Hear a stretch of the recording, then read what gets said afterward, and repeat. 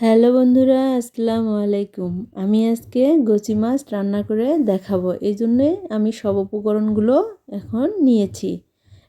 এখন আমি চুলায় একটি ফ্রাই প্যান বসিয়ে দিব। ফ্রাই প্যানটি গরম হয়ে আসলে এখানে আমি হাফ কাপ তেল দিয়ে দিলাম। 2 থেকে 3টা পেঁয়াজ কুচি করে কেটে নিয়েছি এবং 2টা মরিচ কেটে নিয়েছি, সেগুলো দিয়ে দিলাম। এখন এই পেঁয়াজ এবং মরিচগুলো আমি ভালোভাবে ভেজে নিব। একটু নেড়ে চেড়ে নিচ্ছি।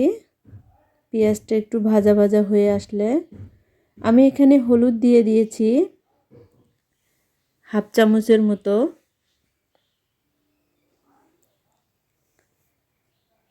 এখানে আমি আর একটু হলুদ দিয়ে দিলাম। হাফ চামচ মরিচের গুঁড়ো দিয়ে দিলাম। এখন দিয়ে দিচ্ছি জিরা বাটা 1 চামচ, লবণ দিয়ে দিচ্ছি স্বাদ মতো। আমি এখানে 1 চামচ লবণ দিয়ে দিচ্ছি। এখন সবগুলো উপকরণ আমি ভালোভাবে নেড়ে চেড়ে নিচ্ছি।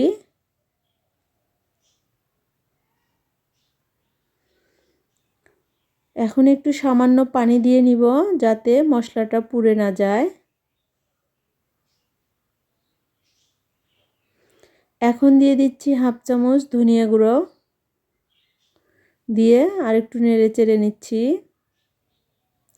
এখন আমি দিয়ে দিচ্ছি আমার গোচি মাছগুলো, আমি সবগুলো দিয়ে দিচ্ছি। এগুলো ভালোভাবে মশলার সাথে একটু মিক্সড করে নিব।